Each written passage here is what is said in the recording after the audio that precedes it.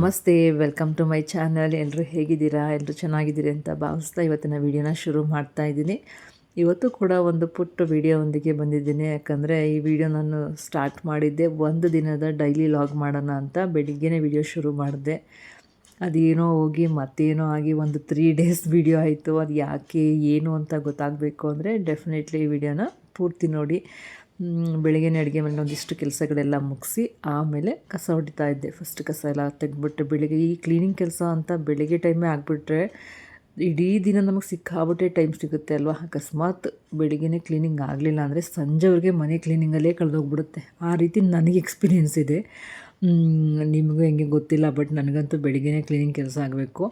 So ಮನೆ ಒಳಗಡೆ ಮನೆ ಹೊರಗಡೆ ಎಲ್ಲ ಕ್ಲೀನ್ ಮಾಡಿ ಮುಂದೆ ತೊಳಿಲಿಲ್ಲ, ಅಕ್ಕಿ ಕ್ಲೀನ್ ಮಾಡೋಣ ಅಂದ್ಕೊಂಡು ಬರೀ ಸ್ಟೆಪ್ಸ್ ಮಾತ್ರ ತೊಳೆದು ಬಂದೆ. ಇನ್ನು ರಂಗೋಲಿ ಎಲ್ಲ ಇವಾಗ ನಮ್ಮ ಮನೆ ಬಾಡಿಗೆ ಕೆಳಗಡೆ ಬಂದಿದ್ದಾರೆ, ಕೆಳಗಡೆ ಮನೆಗೆ ಅವರೇ ರಂಗೋಲಿ ಎಲ್ಲ ಹಾಕೋತಾರೆ. ಸೊ ನಾನು ತೊಳೆದ್ಬಿಟ್ಟು ಬಂದಿದ್ದೆ. ಇಲ್ಲಿಂದ ಆಚೆ ಹೋಗೋಷ್ಟರಲ್ಲಿ ಅಡುಗೆ ಮನೇಲಿ ಏನೇನು ಕೆಲಸ ಆಗಿತ್ತು ಅಂದರೆ ಹಾಲು ಕಾಯಕ್ಕೆ ಇಟ್ಟಿದ್ದೆ, ಚಟ್ನಿಗೆ ರೆಡಿ ಮಾಡಿದ್ದೆ, ಚಟ್ನಿಗೆ ಒಗ್ಗರಣೆ ಕೂಡ ಆಗಿತ್ತು. ಅದಾದಮೇಲೆ ಆಲೂಗೆಡ್ಡೆ ಬೇಯಿಸಿಟ್ಟಿದ್ದೆ, ದೋಸೆಗೆ ಹಿಟ್ಟು ಕೂಡ ರೆಡಿ ಇತ್ತು. ಇಷ್ಟೆಲ್ಲ ಮಾಡಿ ಕ್ಲೀನಿಂಗ್ ಕೆಲಸಕ್ಕೆ ಹೋಗಿದ್ದೆ. ಅದಾದಮೇಲೆ ಬಂದು ಪಲ್ಯಕ್ಕೆಲ್ಲ ರೆಡಿ ಮಾಡ್ಕೋತಾ ಇದ್ದೀನಿ. ಫಸ್ಟು ತಿಂಡಿಗೆ ರೆಡಿ ಮಾಡಿಬಿಡೋಣ, ಇನ್ನು ನಮ್ಮ ಮನೆಯವ್ರು ಆಫೀಸ್ಗೆ ಹೋಗೋಷ್ಟೊತ್ತಿಗೆ ಎಲ್ಲ ರೆಡಿ ಮಾಡಿಕೊಡ್ಬೇಕು ಅಂತ ಒಂದು ಕಡೆ ಪಲ್ಯಕ್ಕೆ ರೆಡಿ ಮಾಡ್ತಾ ಮತ್ತೊಂದು ಕಡೆ ಚಟ್ನಿ ರುಬ್ಕೊಂಡು ಒಂಥರ ಬ್ಯುಸಿ ಇರ್ತೀವಲ್ವ. ಬೆಳಿಗ್ಗೆ ಹೊತ್ತು ಹಿಂಗಿರುತ್ತಲ್ವ ಬ್ಯುಸಿ ಅಂದರೆ ಒಂಥರ ಮಲ್ಟಿ ಟಾಸ್ಕಿಂಗ್. ಈ ಥರ ಮಲ್ಟಿ ಟಾಸ್ಕಿಂಗಲ್ಲಿರೋ ನಮ್ಮನ್ನು ನಾವು ತುಂಬ ಪ್ರೌಡ್ ಫೀಲ್ ಮಾಡ್ಕೋಬೇಕು. ಬಟ್ ನಾವು ಹೌಸ್ ವೈಫ್ಗಳು ಅಥವಾ ನನ್ನನ್ನು ಪ್ರೌಡ್ ಫೀಲ್ ಮಾಡ್ಕೊಳ್ಳೋಕ್ಕೆ ಹೋಗೋಲ್ಲ. ಏನು ಮಾಡಿದ್ರು ಒಂದು ರೀತಿ ನಮಗೆ ಸ್ಯಾಟಿಸ್ಫ್ಯಾಕ್ಷನ್ ಇರೋಲ್ಲ. ನಾವೇನೇ ಆದರೂ ಮನೇಲಿದ್ದೀವಲ್ವ ಈ ಥರ ಅನ್ನಿಸ್ತಾನೆ ಇರ್ತದೆ. But it's okay. ನಮ್ಮ ಕೆಲಸನ ಬೇರೆಯವ್ರ ಕೈಲಿ ಮಾಡೋಕ್ಕೆ ನಿಜವಾಗ್ಲೂ ಕಷ್ಟ ಇದೆ. ಬೇರೆಯವ್ರಿಗೇನೋ ಅವ್ರ ಮನೇಲಿದ್ದಾರೆ, ಅವ್ರಿಗೇನೋ ಹಂಗೆ ಹಿಂಗೆ ಅನ್ಬೋದು. ನಿಜವಾಗ್ಲೂ ನಮ್ಮ ಕೆಲಸ ಏನಂತ ನಮ್ಗಳಿಗೆ ಗೊತ್ತಿರುತ್ತೆ. ಇನ್ನು ಬೆಳಿಗ್ಗೆ ಈ ರೀತಿ ತಿಂಡಿ ರೆಡಿ ಮಾಡಿ ಆನ್ ಟೈಮ್ಗೆ ಅವ್ರಿಗೆಲ್ಲ ತಿಂಡಿ ಕೊಟ್ಬಿಟ್ರೆ ಅದು ಬೆಸ್ಟ್. ಬಟ್ ನಾನು ಇದಾದಮೇಲೆ ವಿಡಿಯೋ ಕಂಟಿನ್ಯೂ ಮಾಡಿದ್ದೆ ಬೇರೆ ರೀತಿ. ಬಾಕ್ಸ್ ಎಲ್ಲ ಪ್ಯಾಕ್ ಮಾಡಿಕೊಂಡು ಊರಿಗೆ ಹೋಗ್ತಾಯಿದ್ದೆ. ಊರಿಂದ ಫೋನ್ ಕಾಲ್ ಬಂತು. ಸೊ ಹೋಗಬೇಕು ಅಂತ ಎಮರ್ಜೆನ್ಸಿ ಅಂತ ನಾನು ಹೊರಟೆ. ಗೊತ್ತಿರಲಿಲ್ಲ ನನಗೆ ಈ ಥರ ಇರುತ್ತೆ ಅಂತ. ನಾನು ಹೇಳಿದ್ನಲ್ಲ, ಲಾಗ್ನ ನಾನು ಫುಲ್ ಡೇ ಮಾಡಬೇಕು ಅಂದ್ಕೊಂಡೆ. ಬಟ್ ಹೋದ್ಮೇಲೆ ಅಲ್ಲೇನೋ ನಾನು ವಿಡಿಯೋ ಮಾಡಲಿಲ್ಲ. ಇನ್ನು ರಾತ್ರಿ ನಾನು ವಿಡಿಯೋ ಎಷ್ಟೊತ್ತಿಗೆ ಕಂಟಿನ್ಯೂ ಮಾಡ್ತಾಯಿದ್ದೀನಿ ನೋಡಿ. ರಾತ್ರಿ 11:20 ಇಲ್ಲಿವರೆಗೂ ನನ್ನ ಡೇ ಹೆಂಗೋಯ್ತು ಥರ ಬೇಜಾರಲ್ಲೇ ಹೋಯ್ತು. ಇನ್ನು ರಾತ್ರಿ ಮನೆಯವರು ಮಲಗಿದ್ರು, ಇನ್ನು ಮಗಳು ಓದ್ಕೋತಾ ಇದ್ಲು. ನೆಕ್ಸ್ಟ್ ಡೇ ಒಳಗೆ ಎಕ್ಸಾಮ್ ಇತ್ತು ಅಂದ್ಬಿಟ್ಟು ನಾನು ಬಂದು ಅಡುಗೆ ಮನೇಲಿ ಮಧ್ಯಾಹ್ನ ಮಾಡಿದ ಅಡುಗೆನೇ ಇತ್ತು, ಅದನ್ನೇ ತಿಂದ್ವಿ. ಪಾತ್ರೆಗಳೆಲ್ಲ ಹಾಕಿದ್ದೆ. ಇನ್ನು ದೋಸೆ ಮಾಡ್ದಂಗಂತೂ ದೋಸೆದೇ ಪಾತ್ರೆಗಳು ಅಷ್ಟಾಗಿರ್ತದೆ. ಎಲ್ಲ ತೊಳೆದು ಇನ್ನು ಬೆಳಿಗ್ಗೆಗೆ ತಿಂಡಿ ಮಾಡೋಣ ಅಂತ ಬಟಾಣಿ ಎಲ್ಲ ನೆನೆಸಿ ನೆಕ್ಸ್ಟ್ ಡೇ ವಿಡಿಯೋ ಕಂಟಿನ್ಯೂ ಮಾಡೋಣ ಅಂದ್ಕೊಂಡೆ. ನೆಕ್ಸ್ಟ್ ಡೇ ಎಷ್ಟು ವಿಡಿಯೋ ಮಾಡಿದ್ದೀನಿ ಅಂತ ನೋಡಿರಂತೆ. ಹೆಂಗಾಗಿದ್ದೀನಿ ನೋಡಿ. ಅವತ್ತೆಲ್ಲ ನನಗೆ ಊರಿಗೆ ಹೋಗಿದ್ದು ಬರೋಷ್ಟೊತ್ತಿಗೆ ಸಾಕಷ್ಟು ಸ್ಟ್ರೈನ್ ಆಗೋಯಿತು. ನಿಮಗೆ ಗೊತ್ತು ಆಲ್ರೆಡಿ ನನಗೂ ಸ್ವಲ್ಪ ಹೆಲ್ತ್ ಅಪ್ಸೆಟ್ ಇದೆ ಅಂತ. ಇನ್ನು 2 ವೀಲರ್ ತಗೊಂಡು ಹೋಗಿದ್ದಕ್ಕೆ ಮತ್ತಷ್ಟು ಹೆಲ್ತ್ ಅಪ್ಸೆಟ್ ಆಯಿತು. ಇನ್ನು ನಾಳೆ ಕಂಟಿನ್ಯೂ ಮಾಡೋಣ ಅಂತ ವಿಡಿಯೋ ಎಂಡ್ ಮಾಡಿದೆ. ಇನ್ನು ನೆಕ್ಸ್ಟ್ ಡೇ ಆ್ಯಸ್ ಯೂಶ್ವಲ್ ತಿಂಡಿ ಮಾಡಿದ್ದೆ. ಆ ವಿಡಿಯೋನೂ ಮಾಡ್ಕೊಳ್ಳಿಲ್ಲ. ನಮ್ಮ ಮನೆಯವ್ರು ನನಗೆ ಮಾತಾಡಿಸ್ತಾ ವಿಡಿಯೋ ಮಾಡ್ಕೋತಾ ಇದ್ದೆ. ಇವತ್ತಾದರೂ ಒಂದು ಒಳ್ಳೆ ಮೈಂಡ್ ಫ್ರೆಶಲ್ಲಿ ಇಟ್ಕೊಂಡು ವಿಡಿಯೋ ಮಾಡೋಣ ಅಂತ ಅವ್ರಿಗೆ ತಿಂಡಿ ಕೊಟ್ಟು ಬಂದು ಬೆಳಿಗ್ಗೆ ಸ್ಟಾರ್ಟ್ ಮಾಡಿದ್ದು ಅಕ್ಕಿ ಕ್ಲೀನ್ ಮಾಡೋಕ್ಕೆ. ಇವತ್ತು ಮುಗಿಸ್ಲೇಬೇಕು, ಟೆನಿಕಾಸ್ಟ್ ಕ್ಲೀನ್ ಮಾಡಿ ಇಟ್ಕೊಂಬಿಡೋಣ ಅಂದ್ಬಿಟ್ಟು ಹಂಗೆ ಮಾಡ್ತಾ ಅವತ್ತು ವೀಡಿಯೋನ ಸರಿಯಾಗಿ ಮಾಡಲಿಲ್ಲ. ನಿಜ ಹೇಳಬೇಕು ಅಂದರೆ ಯಾಕೋ ವಿಡಿಯೋ ಮಾಡೋಕ್ಕೂ ಅಷ್ಟು ಆಗ್ತಿಲ್ಲ. ಸ್ವಲ್ಪ ಡಿಸ್ಟರ್ಬ್ ಆಗಿದ್ದೀನಿ ಅಂತಲೇ ಹೇಳ್ಬೋದು. ಇನ್ನು ಈ ಗಿಡ ನೋಡಿ ಒಂಥರ ಖುಷಿ ಆಯಿತು. ಮೆಣಸಿನ್ಕಾಯಿ ಗಿಡ ಪಾಟಲ್ಲಿ ಹಾಕಿದ್ದೀನಿ, ಹೂವೆಲ್ಲ ಬಿಡ್ತಾಯಿತ್ತು. ಯಾವಾಗ ಕಾಯಿ ಬಿಡುತ್ತೋ ಅಂತ ಅದನ್ನೇ ನೋಡ್ತಾ ಇದ್ದೆ. ಈ ಟೈಮ್ಗೆ ಮತ್ತೆ ಫೋನ್ ಕಾಲ್ ಬಂದಿತ್ತು ಮನೆಯಿಂದ. ಆಮೇಲೆ ಮತ್ತೆ ಮೈಂಡ್ ಅಪ್ಸೆಟ್ ಅಂತಲೇ ಹೇಳ್ಬೋದು. ಇದು ಬಂದು ಇವತ್ತಿನ ವೀಡಿಯೋ. ನಮ್ಮ ಮನೆಯವ್ರು ಕಳಿಸಿದ್ದು ಅಷ್ಟೇ ವೀಡಿಯೋ ಮಾಡಿದ್ದು. ಇದು ಇವತ್ತಿನ ವೀಡಿಯೋ. ಇವತ್ತು ಊರಿಂದ ನಮ್ಮಪ್ಪ ಅಮ್ಮ ಎಲ್ಲ ಬಂದಿದ್ದರು. ಸೇಮ್ ಡ್ರೆಸ್ ಅಂದ್ಕೋಬೇಡಿ, ಅದೇ ಡ್ರೆಸ್ನೇ ಸುಮ್ಮನೆ ಹಾಕ್ಕೊಂಡು ಹೋದೆ. ನಮ್ಮಪ್ಪಂಗೆ ಸ್ವಲ್ಪ ಹೆಲ್ತ್ ಅಪ್ಸೆಟ್ಟು, ಸ್ವಲ್ಪ ಜಾಸ್ತಿನೇ ಹೆಲ್ತ್ ಅಪ್ಸೆಟ್ ಇತ್ತು. ಇವತ್ತು ಹಾಸ್ಪಿಟ್ಲಿಗೆ ಕರ್ಕೊಂಬಂದು ಹಾಸ್ಪಿಟ್ಲಿಗೆ ತೋರಿಸಿ ಅವ್ರನ್ನೆಲ್ಲ ಕಳಿಸ್ಬಿಟ್ಟು ಯಾಕೋ ಮನಸ್ಸಿಗೆ ನಿಜವಾಗ್ಲೂ ಬೇಜಾರಾಯ್ತಿತ್ತು. ನನಗೂ ಹೆಲ್ತ್ ಅಪ್ಸೆಟ್ ಇತ್ತು. ನಾನು ಡಾಕ್ಟ್ರ್ ಹತ್ರ ಇಂಜೆಕ್ಷನ್ ಹಾಕ್ಸ್ಕೊಂಡು ಟ್ಯಾಬ್ಲೆಟ್ ತೊಗೊಂಡು ಮೈಂಡ್ ಯಾಕೋ ನನಗೆ ಆಗ್ತಿಲ್ಲ ಅನ್ನಿಸ್ತು.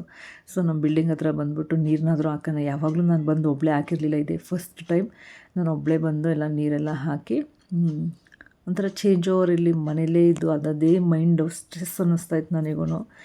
ಸೊ ಇಲ್ಲಿಗೆ ಬಂದು ಒಂದಷ್ಟು ಕೆಲಸನಾದರೂ ಮಾಡಿ ಹೋಗೋಣ ಅಂದ್ಬಿಟ್ಟು ಬಂದಿದ್ದೆ. ಇವತ್ತು ಮಧ್ಯಾಹ್ನ ಹೋಗಿದ್ದೆ ಆ್ಯಕ್ಚುಲಿ. ಇವತ್ತಿನ ವಿಡಿಯೋ ಇವತ್ತೇ ಎಡಿಟ್ ಮಾಡಿ ಹಾಕ್ತಾಯಿದ್ದೀನಿ. ಇನ್ನೊಂದಷ್ಟು ಅಪ್ಡೇಟ್ಸ್ ಕೊಡ್ತೀನಿ, ವಿಡಿಯೋನ ನೋಡ್ತಾಯಿರಿ. ಬಂದು ಒಬ್ಬಳೇ ನೀರೆಲ್ಲ ಹಾಕಿದ್ನ. ಇಲ್ಲಿ ಒಂದು ಟ್ಯಾಪ್ ಆಫ್ ಆನ್ ಆಯ್ತಾಯ್ತಾ, ಅದನ್ನು ಮಾಡೋಕ್ಕೋದಾಗ ಎಷ್ಟು ಭಯ ಆಯ್ತಿತ್ತು ಅಂದರೆ ಅಷ್ಟು ನಿಂತ್ಕೊಳ್ಳೋಕ್ಕಲ್ಲಿ ಸರಿಯಾಗಿ ಬ್ಯಾಲೆನ್ಸ್ ಇರಲಿಲ್ಲ, ಆಳ ಇತ್ತು. ಅಂದರೂ ಆಫ್ ಮಾಡಿಬಿಟ್ಟು ಮುಂದೆ ಇನ್ನೊಂದು ಟ್ಯಾಪ್ ಇತ್ತು, ದೇವಸ್ಥಾನಕ್ಕೆ ಸಂಬಂಧಪಟ್ಟಿದ್ದು ಅನ್ಸುತ್ತೆ ಇದು. ಅಲ್ಲೋಗೆಲ್ಲ ಕಾಲೆಲ್ಲ ತೊಳ್ಕೊಂಡು ಇನ್ನು ನನ್ನ ಫೇವ್ರೇಟ್ ನಮ್ಮ ಯಮಹ ಕಾಯ್ತಾಯಿತ್ತು. ಬಂದೆ. ಅಷ್ಟರಲ್ಲಿ ಮನೆಯವರು ಫೋನ್ ಮಾಡಿದ್ದು, ತಿನ್ನೋಕ್ಕೇನಾದರೂ ತಗೊಂಬಾರಮ್ಮ ಅಂದ್ಕೊಂಡು ಅವ್ರಿಗೊಂದಿಷ್ಟು ಸ್ನ್ಯಾಕ್ಸ್ ಎಲ್ಲ ತಗೊಂಡು ಊಟಕ್ಕೆ ನಾನು ಬರೋಷ್ಟೊತ್ತಿಗೆ ಅವರೇ ಮನೆಗೆ ಬಂದಿದ್ದರು. ಬಟ್ ಊಟ ಎಲ್ಲ ಬಡಿಸ್ಕೊಂಡೆಲ್ಲ ತಿನ್ನಲ್ಲ ಅವರು. ಬಂದು ನಾವೇ ಬಿಸಿ ಮಾಡಿ ಎಲ್ಲ ಹಾಕ್ಕೊಡ್ಬೇಕು. ಮದುವೆಗೆ ಹೋಗ್ತೀನಿ ಅಂದರು, ಮದುವೆ ಏನೋ ಹೋಗ್ಲಿಲ್ವಂತೆ. ಸೊ ಮನೇಲೇ ನಾನು ಸೌತೆಕಾಯಿ ಅದು ಇದೆಲ್ಲ ತೊಗೊಬಂದಿದ್ದೆ. ಅಷ್ಟೆಲ್ಲ ಸ್ನ್ಯಾಕ್ಸು ಚಿಕ್ಕ ಮಕ್ಳ ಥರ ಅವ್ರಿಗೆ ತಂದಿರೋದು ನೋಡಿ, ಇದನ್ನೆಲ್ಲ ತಂದು ಕೊಟ್ಟಿದ್ದೆ. ಆಯ್ತಪ್ಪ ನೀವು ತಿನ್ನಿ ಅಂದ್ಬಿಟ್ಟು ಅವ್ರಿಗೆ ಊಟ ಬಡಿಸಿದ್ದೆಲ್ಲ ಆಯಿತು. ಇದಿಷ್ಟ. Welcome back. ಇವಾಗ ವೀಡಿಯೋನ ಕಂಟಿನ್ಯೂ ಮಾಡ್ತಾಯಿದ್ದೀನಿ. ಆ್ಯಕ್ಚುಲಿ ಬಂದು ನಾನು ಬಟ್ಟೆ ಐರನ್ ಮಾಡ್ತಾಯಿದ್ದೆ. ಒಂದಿಷ್ಟು ಬಟ್ಟೆಗಳು ಐರನ್ ಆಯಿತು. ಅದಾದಮೇಲೆ ಇನ್ನೊಂದಷ್ಟು ಕೆಲಸಗಳಿತ್ತು, ಅವಾಗ ವೀಡಿಯೋನೇ ಮಾಡಲಿಲ್ಲ. ನಮ್ಮದು ಕರ್ಟನ್ಗೆಲ್ಲ ಆರ್ಡ್ರ್ ಕೊಟ್ವಿ, ಬಂದಿದ್ರು ಅವರು, ಎಲ್ಲ ಆಗೈತೆ. ಇನ್ನು ಅದೆಲ್ಲ ರೆಡಿ ಆದಮೇಲೆ ಹಿಂಗಿದೆ ಅಂತ ತೋರಿಸ್ತೀನಿ. ಅದು ವೀಡಿಯೋನೇ ಮಾಡ್ಕೊಂಡಿರೋ, ಅವ್ರಿಗೆ ಎಲ್ಲ ಸೆಲೆಕ್ಷನ್ ಹೇಳ್ತಿದ್ವಿ. ಅದು ಇದು ಆಯಿತು. ಆ ವೀಡಿಯೋ ಮಾಡಲಿಲ್ಲ. ವೀಡಿಯೋನ ಹೇಳಿದ್ನಲ್ಲ, ಒಂದಿನದ ವ್ಲಾಗ್ ಹೋಗಿ 3 ಡೇಸ್ ವ್ಲಾಗ್ ಆಯಿತು. ಹಿಂಗೆ ಆಗುತ್ತೆ ಒಂದೊಂದು ಸಲ ವ್ಲಾಗ್ಸ್ನ. ಹಿಂಗೆ ಮಾಡೋದು ಏನು ಮಾಡೋದು ಅಂದ್ಕೊಂಡು ನಮ್ಮದೇ ಒಂದು ಯೋಚನೆ ಇರ್ತದೆ. ಬಟ್ ಅದಾಗೋದೇ ಬೇರೆ ರೀತಿಯಲ್ಲಿ ಅಂತ ಹೇಳ್ಬೋದು. ನನ್ನ ವಾಯ್ಸ್ ನೋಡಿ ಇನ್ನೂ ಅಷ್ಟೊಂದು ಇಲ್ಲ, ಸರಿಯೇ ಆಗಿಲ್ಲ. ಬಟ್ ನನ್ನ ವಾಯ್ಸ್ ಪರವಾಗಿಲ್ಲ.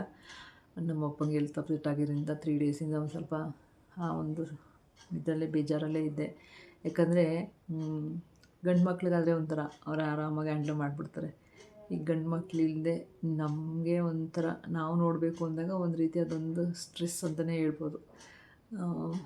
ಮೇಯ್ನಾಗಿ ಫಿನಾನ್ಷಿಯಲಿ. ನಾನು ಅದಕ್ಕೆ ಯಾವಾಗಲೂ ಹೇಳೋದು ನನ್ನ ಮಕ್ಕಳಿಗೆ, ಓದಿ ಕೆಲ್ಸಕ್ಕೆ ಹೋಗಿ. ನನ್ನ ಮಕ್ಕಳಿಗೆ ಅಂತಲ್ಲ, ಎಲ್ಲ ಹೆಣ್ಮಕ್ಳಿಗೂ ನಾನು ಅದನ್ನೇ ಹೇಳ್ತೀನಿ, ದಯವಿಟ್ಟು ಚೆನ್ನಾಗಿ ಓದಿ.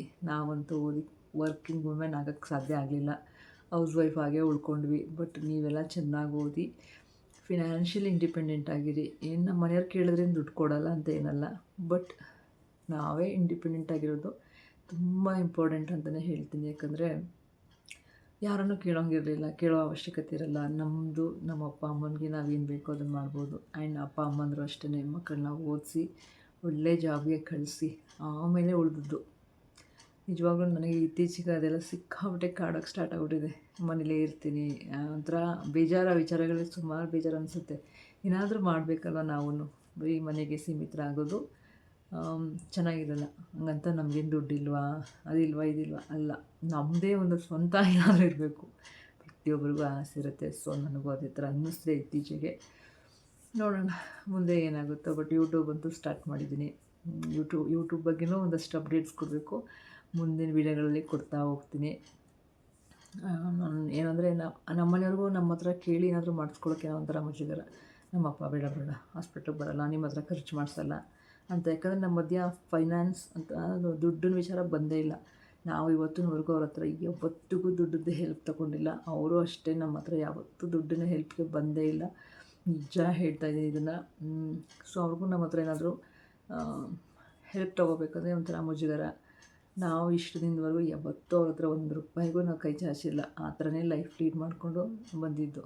ನಮ್ಮ ಅಪ್ಪನಿಗೆ ಇವತ್ತು ಎಷ್ಟಾಯಿತು ಹಾಸ್ಪಿಟ್ಲಿಗೆ, ಅಷ್ಟಾಯ್ತಾ ಇಷ್ಟಾಯ್ತಾ, ಇಷ್ಟು ಆಗಿಲ್ಲ, ನೀವು ಹುಷಾರಾಗಪ್ಪ ಸಾಕು ಅಂತ ಹೇಳ್ಬಿಟ್ಟು ಬಂದೆ. ಸೊ ಈ ಥರದೊಂದು ಬೇಡ ಮಧ್ಯದಲ್ಲಿ ಅಡ್ಡಗೋಡೆ. ಅಂದರೆ ಖಂಡಿತವಾಗಿಯೂ ನಾನು ಹೇಳ್ತೀನಿ, ಮಕ್ಕಳ ಎಲ್ಲರೂ ಚೆನ್ನಾಗಿ ಓದಿ. ಯಾರ್ಯಾರು ಹೆಣ್ಮಕ್ಳು ನೋಡ್ತಿರ್ತೀರಿ ಅಥವಾ ಪೇರೆಂಟ್ಸ್ಗಳು ನೋಡ್ತಿರ್ತೀರಿ, ಅವರೆಲ್ರಿಗೂ ಹೇಳ್ತೀನಿ, ಚೆನ್ನಾಗಿ ಓದಿ, ಒಳ್ಳೆ ಜಾಬ್ಗೆ ಹೋಗಿ, ಫಿನಾನ್ಷಿಯಲಿ ನೀವು ಇಂಡಿಪೆಂಡೆಂಟ್ ಆಗಿರಿ. That's very important. ಅದರಲ್ಲೂ ಹೆಣ್ಮಕ್ಳಿಗೆ. ಗಂಡು ಮಕ್ಕಳು ಚೆನ್ನಾಗಿ ಓದಲೇಬೇಕು ಅಂತಿಲ್ಲ, ಅವ್ರು ಯಾವ ಜಾಬ್ ಬೇಕಿದ್ರೂ ಮಾಡಬಹುದು. ಅವ್ರಿಗಷ್ಟು ಒಂದೇನಂತೀವಿ ಇಂಡಿಪೆಂಡೆನ್ಸ್ ಸಿಗುತ್ತೆ ಈ ಜಗತ್ತಲ್ಲಿ. ಬಟ್ ಹೆಣ್ಮಕ್ಳು ಒಂದು ಒಳ್ಳೆ ಜಾಬ್ಗೆ ಹೋಗಬೇಕು. ಒಂದು ಒಳ್ಳೆ ಜಾಬ್ ಅಂದರೆ ಒಂದು ಸೆಕ್ಯೂರ್ ಕೂಡ ಇರಬೇಕು. ಅವರು ಯಾವ್ಯಾವುದೋ ಜಾಬ್ಗೆ ಹೋಗಿ ಅವ್ರ ಲೈಫ್ನ ಅವರು ಕಷ್ಟಕ್ಕೆ ತಳ್ಕೊಳ್ಳೋಕ್ಕೂ ಆಗೋಲ್ಲ. ಸೊ ಓದಿಯೇ ಒಳ್ಳೆ ಜಾಬ್ಗೆ ಹೋಗಲೇಬೇಕು. ನೀವು ಆ ರೀತಿ ಇರಿ. ಇತ್ತೀಚೆಗೆ ಆಗ್ತಿರೋ ಎಕ್ಸ್ಪೀರಿಯೆನ್ಸ್ಗಳಿವೆ ಅಷ್ಟೇ. ಅಟ್ಲೀಸ್ಟ್ ಅಪ್ಪನ ಮನೆಯವ್ರಿಗೆ ಮಾಡಬೇಕು ಅಂತಲ್ಲ, ನಾವು ಹಸ್ಬೆಂಡ್ಗೂ ನಮ್ಮ ಕಡೆಯಿಂದ ಏನೋ ಒಂದು ಹೆಲ್ಪ್ ಮಾಡ್ಬೋದು, ಅಥವಾ ನಮ್ಮ ಮಕ್ಳಿಗೆ ನಾವೇನೋ ತೊಗೊಡ್ಬೋದು, ನಮಗೆ ನಾವೇನೋ ನಮ್ಮ ದುಡ್ಡಲ್ಲಿ ತೊಗೋಬೋದು. ಆ ಥರ ಎಲ್ಲ ಇರಬೇಕು, ಚೆನ್ನಾಗಿರುತ್ತೆ ಆ ಥರ. ಬಟ್ ನಾವು ಆಗೋಕ್ಕಾಗಲಿಲ್ಲ. ಯಾರು ಹಂಗೆ ನಾನು ವೀಡಿಯೋಸ್ ನೋಡ್ತಿರ್ತೀರ ಅವರೆಲ್ಲರೂ ಹೇಳ್ತೀನಿ, ನನ್ನ ಮಕ್ಳಿಗಂತೂ ಅವ್ರು ನಾನು ಎದುರುಗಡೆ ಇದ್ದಾಗ ಒಂದು ಸತನಾದರೂ ಹೇಳ್ತೀನಿ ನಾನು. ಅವ್ರು ಇಳಿ ಅವ್ರ ಮೈಂಡ್ಲಂದು ತಂದುಬಿಟ್ಟಿದ್ದೀನಿ ಸಿಕ್ಕಾಬಿಟ್ಟೆ ಆ ಥರ. ಏನೇ ಒಂದಿನದ ವೀಡಿಯೋ 3 ದಿನ ಆಯಿತು, ಪುಟ್ಟದಾಗಿ ಹಾಕಿದ್ದೀನಿ ವೀಡಿಯೋನ. ಆ್ಯಕ್ಚುಲಿ ವೀಡಿಯೋ ಇಷ್ಟ ಆಯಿತು ಅಂತ ಅಂದ್ಕೋತೀನಿ. ಸುಮ್ಮನೆ ರ್ಯಾಂಡಮ್ ಅಲ್ಲ, ಒಂದು ಒಳ್ಳೆ ಕಾಸ್ ಇಟ್ಕೊಂಡೇ ವೀಡಿಯೋ ಸ್ಟಾರ್ಟ್ ಮಾಡಿದೆ. ಬಟ್ ಅದು ಹೆಂಗೆಂಗೋ ಹೋಗಿ ಹೆಂಗೆಂಗೋ ಎಂಡ್ ಆಗ್ತಿದೆ, ಅದರ ಪರವಾಗಿಲ್ಲ. ಒಂದು ಪುಟ್ಟ ಅಪ್ಡೇಟ್ಸ್ ಅಷ್ಟೇ. ನಾನೊಬ್ಬಳು ಲಾಗರ್ ಆಗಿರೋದ್ರಿಂದ ಒಂದು ಪುಟ್ಟ ಅಪ್ಡೇಟ್. ನಮ್ಮ ಅಪ್ಪನಿಗೆ ಸದ್ಯಕ್ಕೆ ಟ್ರೀಟ್ಮೆಂಟ್ ಕೊಡ್ತಿದ್ದೀವಿ, ನೋಡೋಣ.